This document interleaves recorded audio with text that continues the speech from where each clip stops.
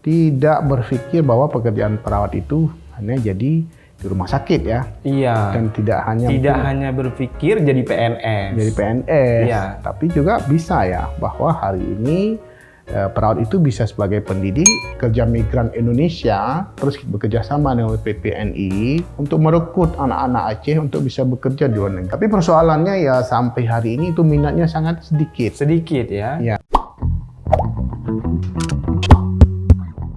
PPNI ini rekan Sago adalah organisasi profesinya perawat yang kepanjangannya adalah Persatuan Perawat Nasional Indonesia. Dan Pak Abdurrahman ini adalah Ketua PPNI Provinsi Aceh, dan seperti rekan Sago ketahui, perawat ini adalah tenaga kesehatan yang paling banyak ya Pak Abdurrahman ya.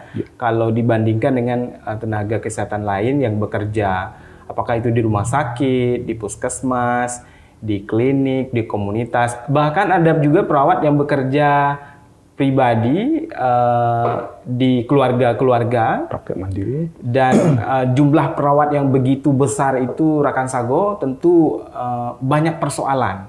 PPNI inilah tempat mereka bernaung ketika ada persoalan, ketika ada masalah, dan terkait dengan dilema dan lain hal sebagainya. Kali ini kita akan tanya-tanya dengan Pak Abdurrahman seputar perawat ya. Rekan Sago yang perawat pasti ini penting, dan ini juga penting untuk rekan Sago yang lainnya yang bukan perawat. Oke. Pak Abdurrahman, kalau data di PPNI sekarang perawat kita ini ada sekitar berapa, Pak? Ya, untuk perawat Aceh sekarang mungkin ada sekitar 24.800 orang. Tapi kalau data se-Indonesia itu hampir mencapai 1 juta perawat. Yang ada sekarang ya? Iya, itu kalau dibandingkan dengan tenaga lain, perawat ini yang paling rame ya Pak ya? Paling rame, 2/3 dari jumlah tenaga kesehatan itu adalah perawat. Betul. Kalau kita lihat lagi klasifikasi pendidikannya, perawat itu ada yang, kalau zaman dulu saya pernah lihat ada yang SPK ya Pak ya?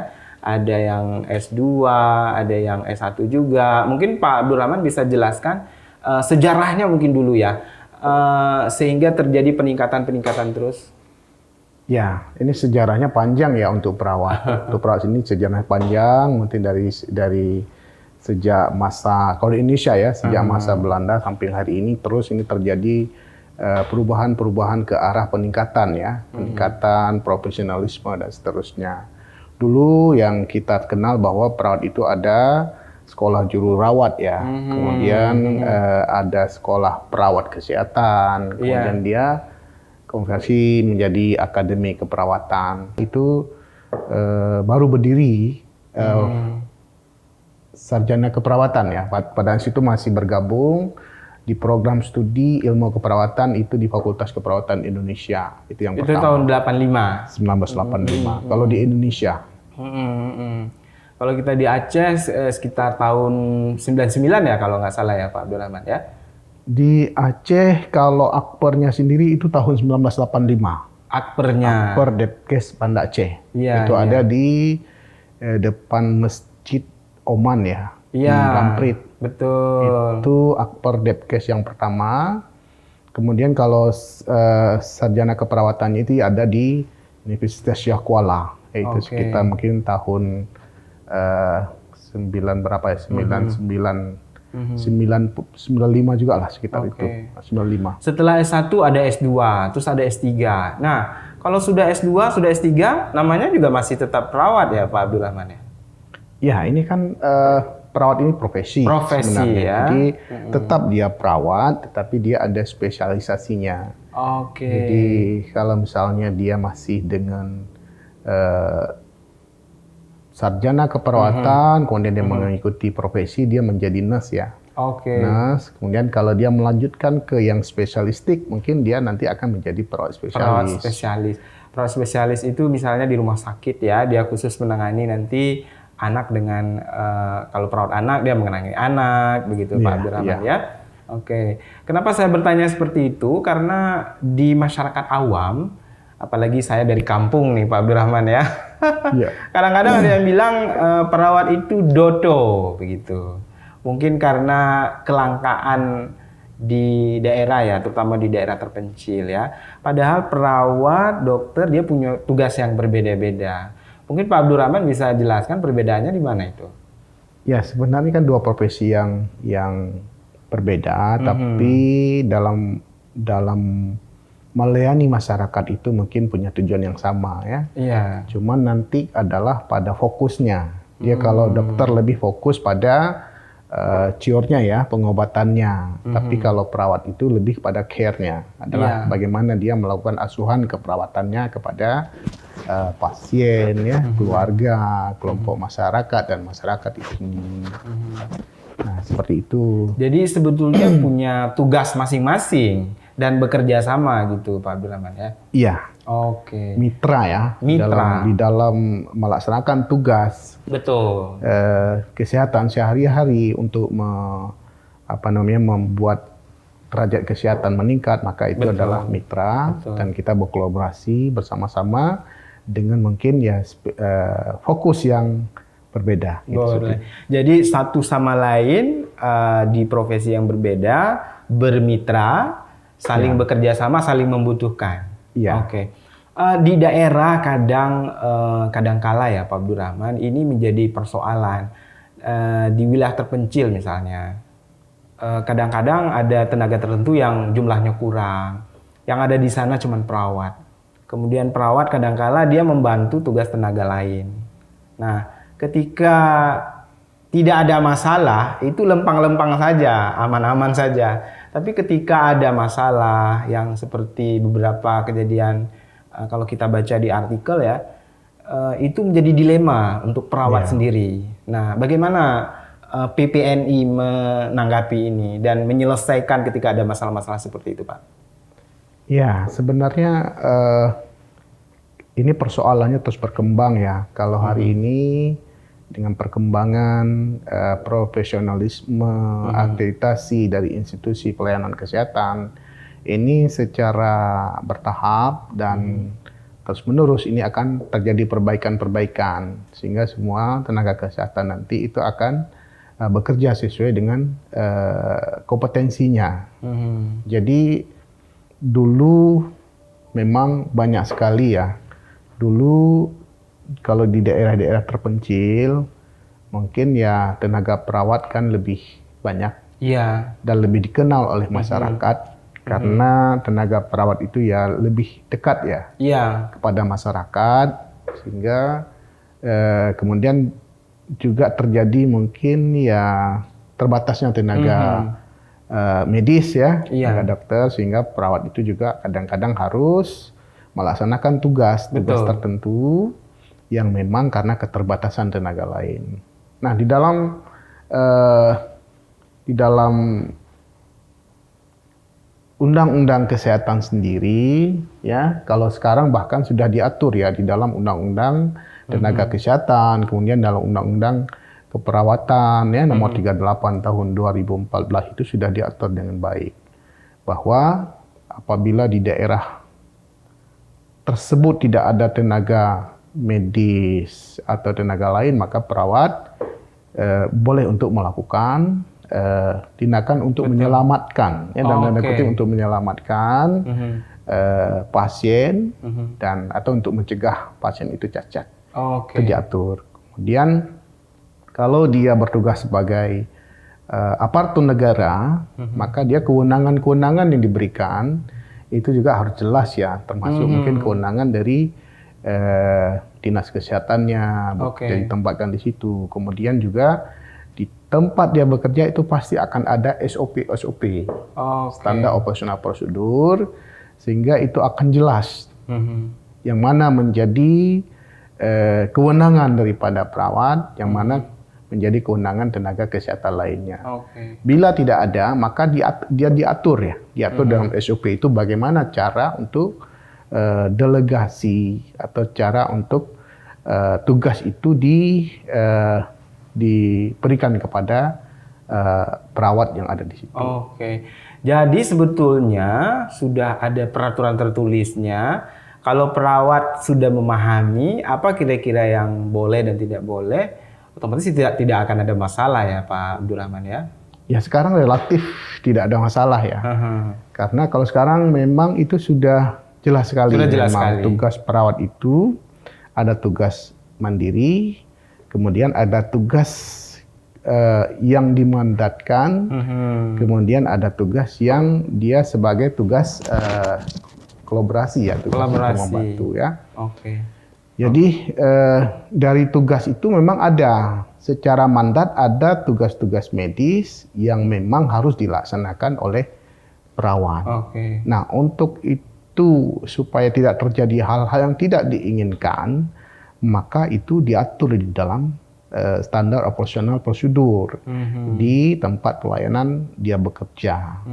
Itu kalau tugasnya yang berupa tugas tugas mandat ya atau tugas delegatif. Dia ada tugas tenaga kesehatan lainnya seperti medis itu dia boleh didelegasikan kepada perawat atau dimandatkan kepada perawat.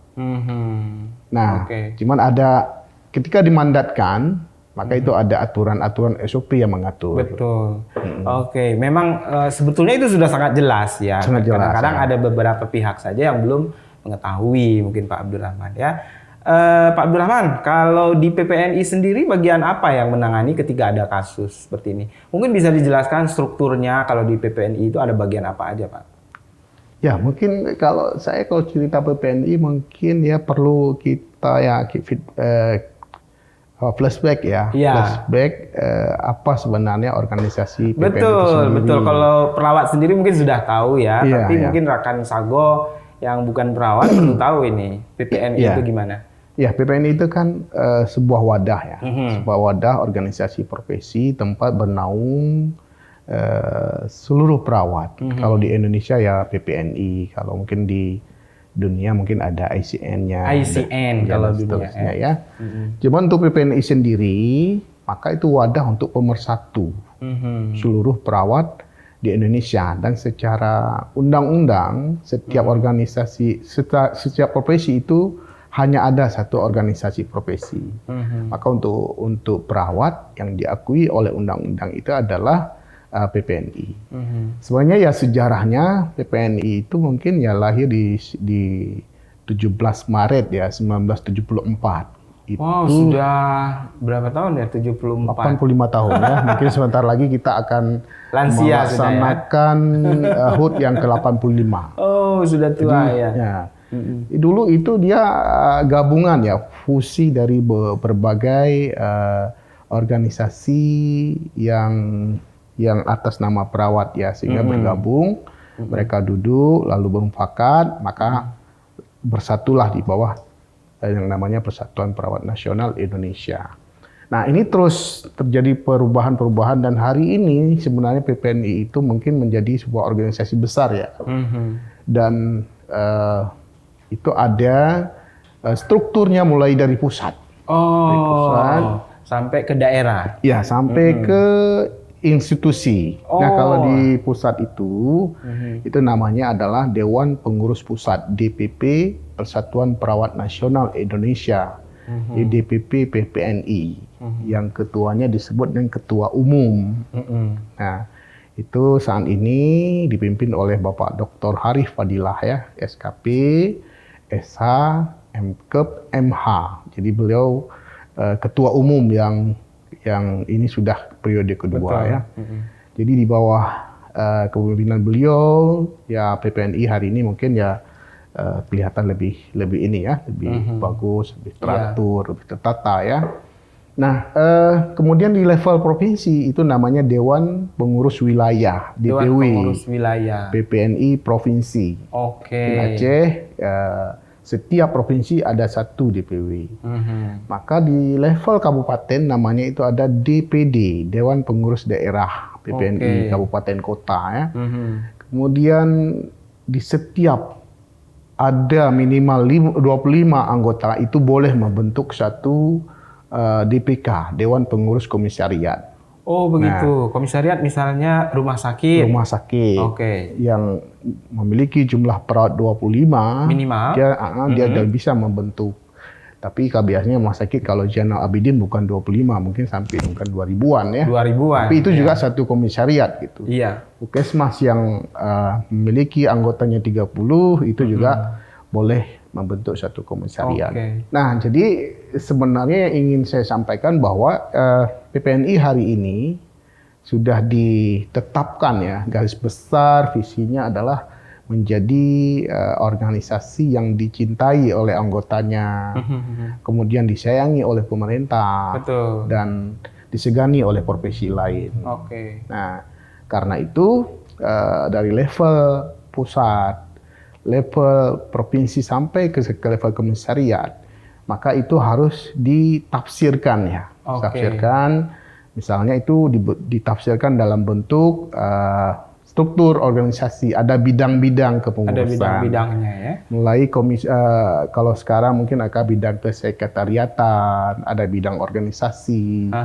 ada bidang pemberdayaan politik, ada bidang hukum, ada bidang pelayanan, ada bidang kesehatan, sampai itu ada 8 bidang. Oke, kalau pelayanan barangkali kalau misal ada persoalan-persoalan itu masuknya ke hukum atau ke ada bagian pengaduan atau ke bidang layanan. Ya, sebenarnya kalau saya mau tafsir yang tadi, bagaimana itu kan satu-satu ya. Iya. Memang itu sekali bergerak nanti. Bagaimana supaya PPNI ini dicintai oleh anggotanya, maka sifatnya adalah bagaimana PPNI ini sebagai pelayan kepada anggotanya. Oke. Nah, mungkin anggota kita butuh menjadi keanggotaan, maka itu harus bisa kita fasilitasi dengan baik. Oke. Kemudian dia membutuh untuk STR, maka STR. iya. Kemudian Surat tanda registrasi. iya, maka itu untuk bagaimana dia mendapatkan STR, maka akan difasilitasi oleh PPNI. Kemudian Oke. Itu secara administrasi ya. iya, izin praktek. praktek. Tentu itu ada rekomendasi dan itu harus dimudahkan ya atau diperlancar oleh sehingga dia merasa anggota itu mungkin merasa keberadaan daripada PPNI ini. Oke. Oke. Ini karena sudah menyinggung STR. Iya. Gak apa-apa ya, kita Boleh. zigzag ini supaya tercakup semua nih Pak Rahman. STR ini kan untuk dapatnya harus lulus uji kompetensi ya. Saya banyak mendengar keluhan juga ini dari beberapa alumni sudah lulus, beberapa kali tes nggak lulus, sehingga nggak dapat STR. Nah, seringnya ini orang tua kadang-kadang dia masih ada perasaan, apa ini anak saya kok udah selesai kuliah, kok nggak bisa kerja gitu kan. Padahal kadangkala ada persoalan-persoalan lain. Mungkin si anaknya dari awal memang nggak minat mau jadi perawat, sehingga dia ikut tes STR-nya, ikut tes kompetensi ya, nggak uji lulus. kompetensi. Oke. Pak Rahman sendiri di PPNI sering menerima aduan yang seperti itu nggak? Oh ya, itu menjadi salah satu fokus kita untuk bagaimana melayani anggota sehingga mereka merasa keberadaan PPNI ini ya dirasakan manfaatnya. Tentu ini adalah satu proses ya, proses mulai dari di pendidikan sampai dengan di profesi. Nah, pendidikan ini apapun pendidikan perawat, apakah itu negeri atau swasta, dan setelah selesai maka rumahnya adalah profesi ya, PPNI. Oleh karena itu mungkin kita akan mendapatkan banyak lulusan, ada dari lulusan perguruan tinggi yang akreditasinya bagus, ada yang mungkin akreditasinya masih harus diperjuangkan ya. Nah, memang sebelum 2020 itu banyak sekali dari lulusan yang tidak sekali ikut UKOM lulus. Memang dulu sebenarnya yang diperjuangkan oleh profesi itu adalah exit exam. Artinya bahwa mahasiswa itu baru boleh lulus setelah dia lulus uji kompetensi. Tapi ini baru terlaksana itu di 2020. Oh, jadi awalnya dulu persiapannya belum maksudnya setelah lulus baru persiapan UKOM begitu, setelah ujian akhir. Sebenarnya seperti kedokteran ya, dia baru boleh selesai dari pendidikan kalau sudah lulus uji kompetensi ya. Dan sebenarnya perawat juga seperti itu, tapi dinamika itu kan terjadi ya sebelum. Dan ini uji kompetensi sebelum tahun 2020 kemarin itu bukan exam. Sehingga setelah lulus mereka ya harus mengikuti uji kompetensi. Nah, apa yang terjadi mungkin karena persiapannya kurang, ya kita juga nggak bisa dikatakan bahwa mereka tidak mampu ya, tapi mungkin proses pembinaan atau persiapan kurang sehingga mereka ya sulit untuk bisa lulus. Nah, sehingga kita bisa pastikan Aceh itu mungkin sampai hampir 8.000 yang tidak lulus-lulus, mungkin ada yang 1, 2, 3, hampir 8 kali. Ulang-ulang terus ya Pak.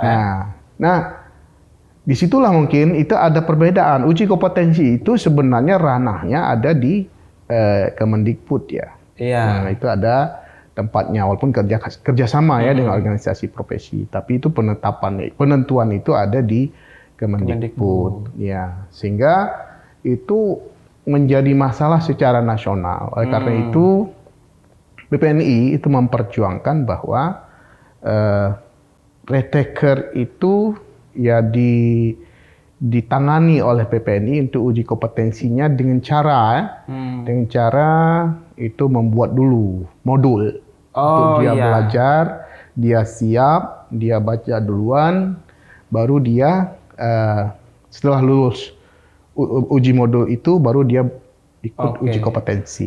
Kita tadi sudah berbincang banyak persoalan ya yang sudah diselesaikan oleh PPNI.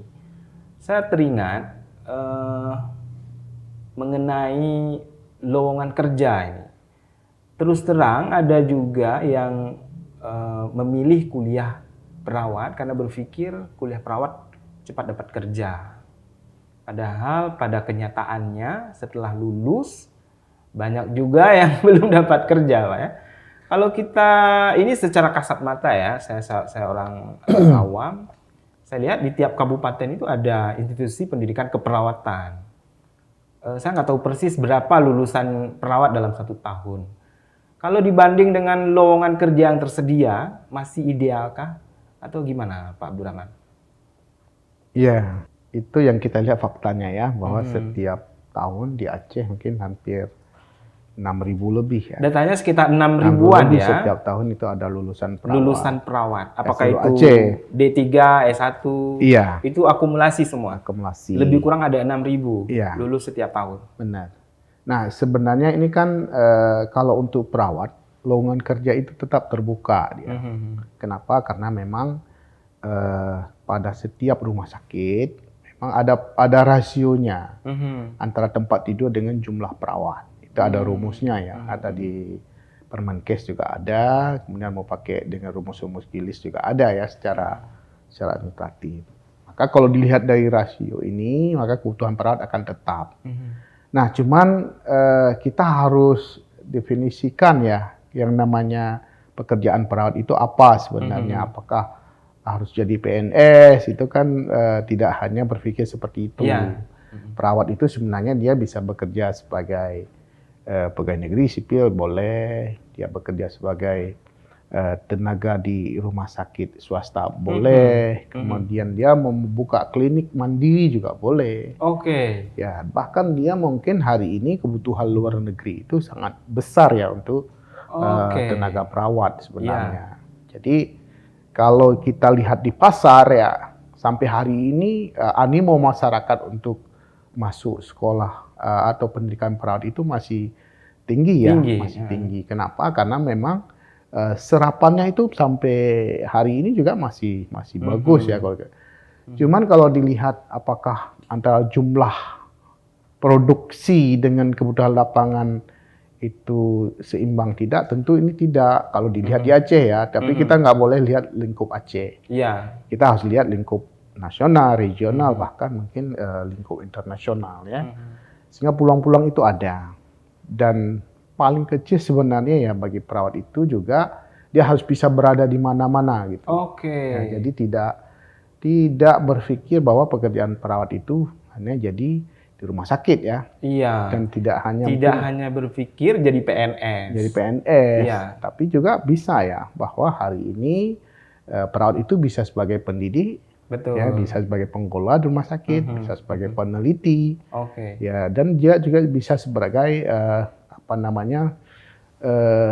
Perawat itu sebagai peneliti, pendidik, dia sebagai pelaksana. Pelaksana. Ya. Jadi balik lagi ke perawat itu sendiri ya. Iya. Pribadi dia. Bagaimana dia mengupgrade diri ya? Bagaimana daya kreativitas dia sendiri ya?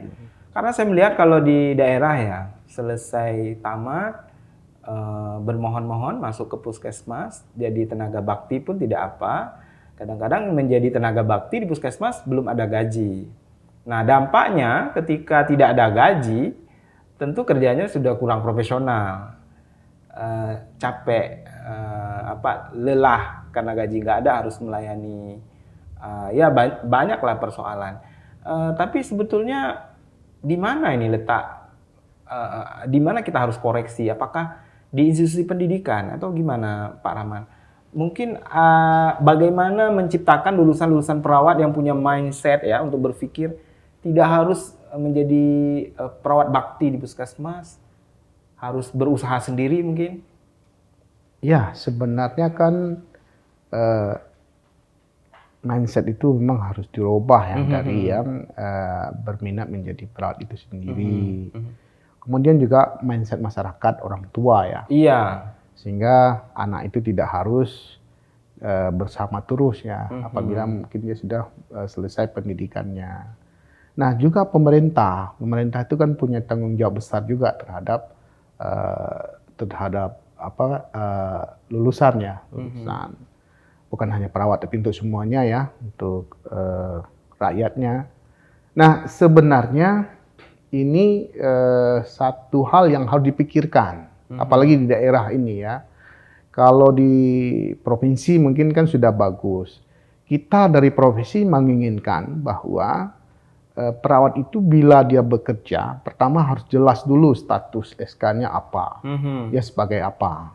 Tidak boleh tidak jelas. Kalau tidak jelas, maka yang mempekerjakan juga itu adalah sebuah persoalan, masalah, bukan hanya masalah dalam pelayanan, tapi juga itu masalah hukum ketika dia tidak menggaji orang dengan yang layak, itu adalah persoalan. Sebenarnya itu pemerintah harus mikir itu. Nah, sehingga di daerah itu kan ada ya, di rumah sakit misalnya. Sebenarnya di rumah sakit itu secara aturan itu ada rasio berapa perawat, berapa tenaga keperawatan yang harus ada sebagai tenaga tetap. Iya. Berapa yang boleh tidak tetap gitu. Itu ada rasionya. Tetap misalnya 50. Dia mungkin paling punya PNS-nya atau pegawai yang tetapnya baik kontrak itu mungkin sekitar 20 ya. 30-nya adalah dia memberi perawat yang dihonorkah atau yang dikontrak dengan upah yang tidak layak sehingga mempengaruhi pelayanan sebenarnya. Nah, itu sedianya pemerintah harus tegas ya. Oh, butuh misalnya 50. Nah, maka diterimalah 50 melalui seleksi yang benar. Iya. Melalui seleksi rekrutmen yang sesuai dengan aturan gitu. Betul. Sehingga dia mendapatkan secara aturan, dia mendapatkan SK yang jelas ya, kemudian dia mendapatkan gaji yang layak. Oke. Itu dari segi pemerintah ya. Dari segi orang tua merubah mindset setelah tamat kuliah pergi kerja pakai baju dinas itu juga susah ya Pak Abdurrahman ya.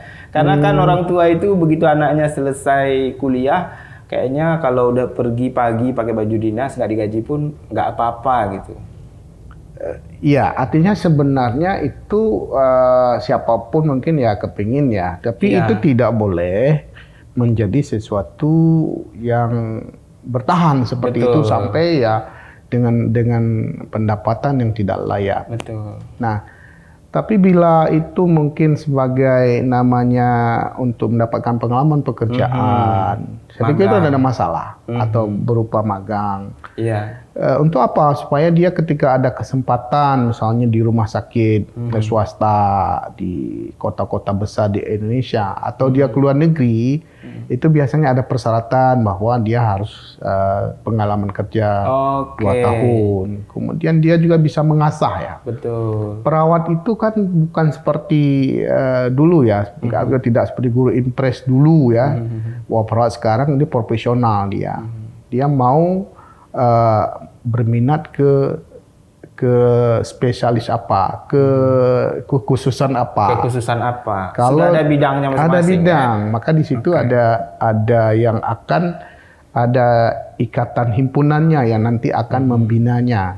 Kalau misalnya minatnya ke gawat darurat, maka di PPNI sendiri itu ada yang namanya HIPGABI, Himpunan Perawat Gawat Darurat, yang akan membina dia. Dia akan dilatih, akan diuji kompetensinya sebagai perawat gawat darurat. Baru dia akan diberi kewenangan ya. Artinya dia boleh bekerja di ruang gawat darurat. Jadi intinya kalau misal sambil menunggu pekerjaan yang lebih bagus, magang saja dulu, sambil tidak ada gaji tidak apa-apa ya, tapi betul-betul ingin mencari ilmu ya, begitu. Saya bukan menyampaikan bahwa boleh tidak ada gaji. Ini kan misalnya ya, itu kan punya targetnya apa sih? Tapi yang benar kan seperti tadi, dia begitu dia sudah punya kompetensi, lulus sebagai perawat, mungkin dia kan harus mencoba ya beberapa tempat dan tidak hanya untuk di dalam negeri. Sebenarnya hari ini dia yang saya sampaikan tadi, dia membina diri untuk targetnya apa gitu. Betul. Saya targetnya ini mau ke rumah sakit yang ada di ibu kota, di Jepang, atau di nasional atau di luar negeri, maka dia persiapkan gitu. Nah, kalau hari ini kita PPNI itu masih diminta terus ya oleh perusahaan yang untuk mengirim tenaga kerja ke luar negeri. Bahkan juga PJTKI dulu ya, sekarang migran pekerja migran Indonesia yang milik pemerintah itu terus bekerja sama dengan PPNI di Aceh untuk merekrut anak-anak Aceh untuk bisa bekerja di luar negeri.